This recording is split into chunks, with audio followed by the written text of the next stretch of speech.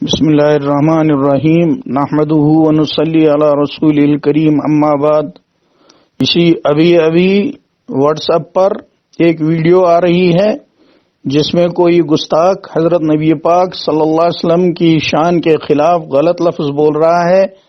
ہم مسلمانوں کی جان مال ساری عزت آبرو نبی پاک صلی اللہ علیہ وسلم کے لیے قربان ہے۔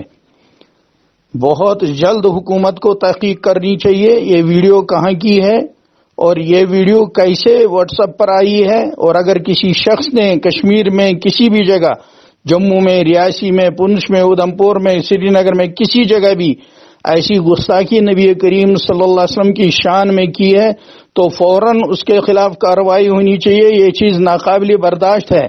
مسلمان سب کچھ برداشت کر سکتا ہے لیکن نبی کریم صلی اللہ علیہ وسلم کی شان میں گستاخی برداشت نہیں کر سکتا۔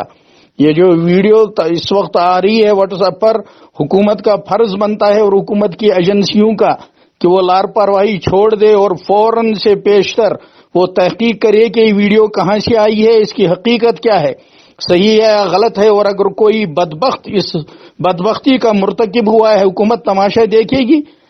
ہم یہ برداشت نہیں کر سکتے۔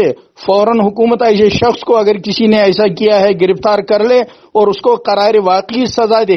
ہم ہر چیز کو برداشت کر سکتے ہیں، نبی کریم صلی اللہ علیہ وسلم کی کسی گستاخی کو ہم برداشت نہیں کر سکتے۔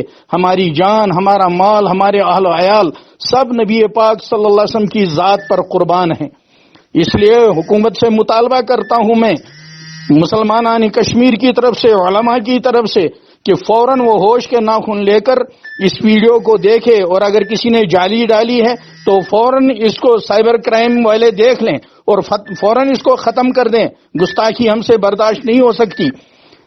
مسلمان ہر چیز پر صبر کر سکتا ہے، اس چیز پر صبر نہیں کر سکتا۔ میں بول رہا ہوں دارالعلوم رحیمیہ کا ناظم رحمت اللہ کشمیری، بانڈی پورہ سے۔